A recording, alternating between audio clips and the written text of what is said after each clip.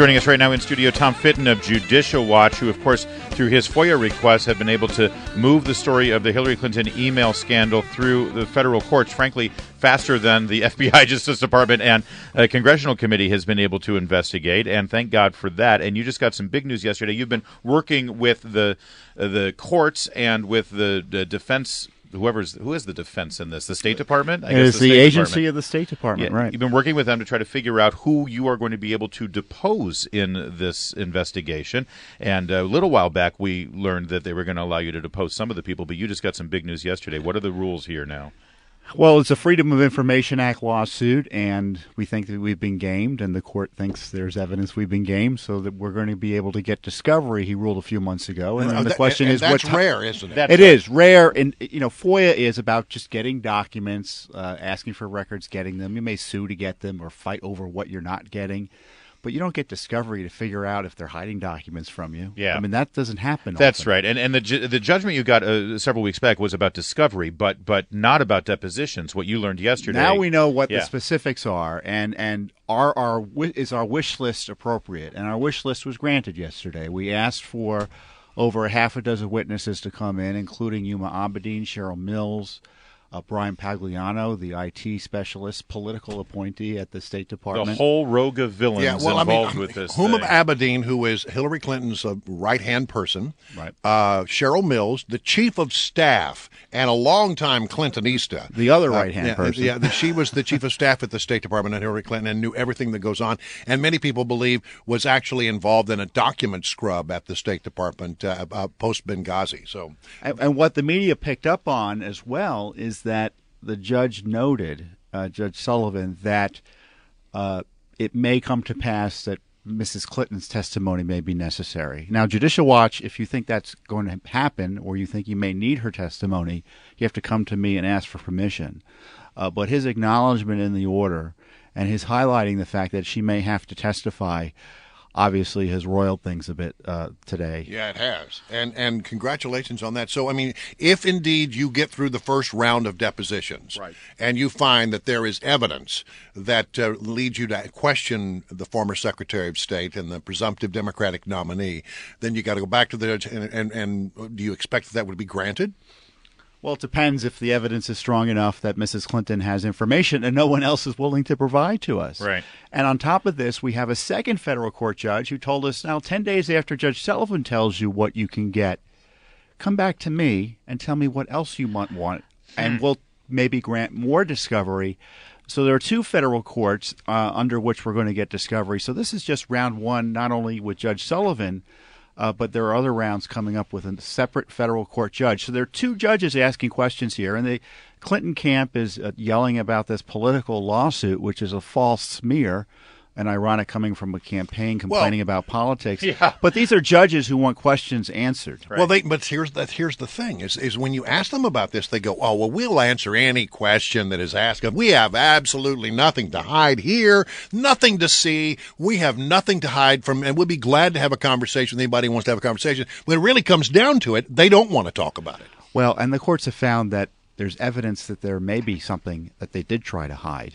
And did they try to take documents out of the agency to avoid disclosure under the law? See, this is what I want to get to, because I'm trying to read my tea leaves here on this, because we've got this other investigation with the FBI going on, and I'm thinking they're looking at a whole lot of the same stuff that you're looking at. So when the judge grants this, when the judge says, yes, Judicial Watch, you got, as you just put it, Tom Fitton, your wish list. Through discovery, you can also depose all of these people, including, potentially, if you make the case for it, a deposition of Hillary Clinton. It means that this judge has looked at a lot of stuff that we're not privy to, right? The judge is looking at your briefs in the case, but he's also looking at some evidence here, and he's determined, there's smoke here, and there could very well be some fire. He's examined emails, which you may or may not have talked about on air, that are available online. There have been stories here and there about that suggest they didn't want FOIA to cover her emails, and they were setting up a system specifically to avoid it. And he quotes the emails. He quotes an OIG report, an Office of Inspector General report, the State Department watchdog, saying that answers to these requests were they knew were deficient, perhaps because of Mrs. Clinton's email system wasn't being searched. Mm-hmm. So this is, and I have to say with the FBI, we get an order for discovery a few months ago. in February, I guess. A week or so later, the FBI says, "Oh, we want to talk to those people."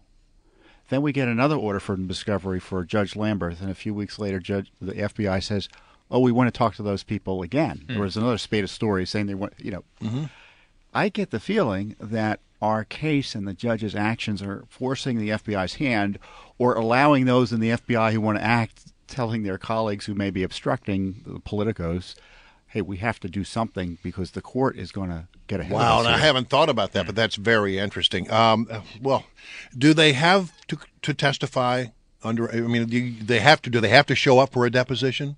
Well, I think the State Department witnesses are. There are employees of the State Department we're going to want to question. I think they will testify. What about Huma Abedin and Cheryl Mills? Well, they're no longer with the State Department. They're their own So people. the State Department can't compel them to testify.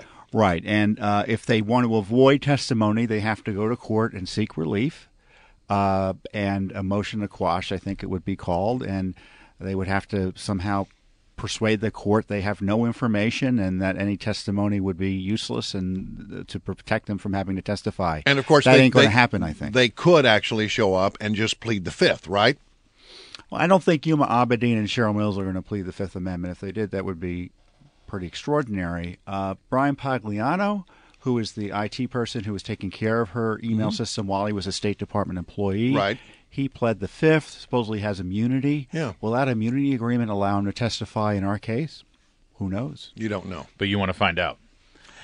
We are going to. You are going to find out. Yes, absolutely. And it's going to happen over the next. We have an 8-week time limit now. We're now in discovery. We got to get going. Our guest is Tom Fitton, Judicial Watch. He's going to stick with us because there was more news yesterday. Catherine Herridge at Fox News uncovered this in her interview with Guccifer, a hacker. You know a little bit about Guccifer, don't you?